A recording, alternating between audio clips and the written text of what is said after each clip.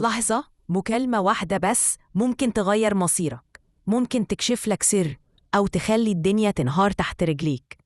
أنا منى، عندي 25 سنة، كنت مخطوبة بقالنا سنة لحد محترم مهندس وكنت فاكراه أمان. حبيته بقلبي كله وكنت مستعدة أبدأ معاه حياة جديدة.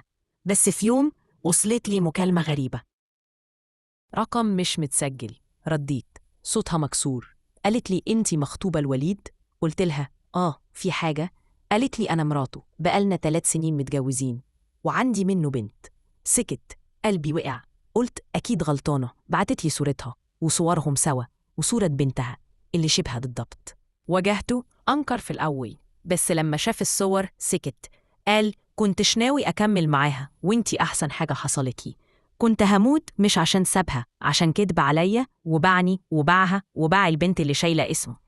فسخت الخطوبة مش عشان مش بحبه، بس عشان أنا مش لعبة ولا هبدأ حياتي مع راجل ما يعرفش يعني إيه ضمير. مكالمة واحدة غيرت كل حاجة، بس أنقذتني قبل ما خطي خطوة ملهاش رجوع. لو كنتوا مكاني كنتم هتسامحوا ولا تعملوا زيي؟ احكولي في الكومنتات واستنوا الحلقة الجاية من حكاية ورا كل داب.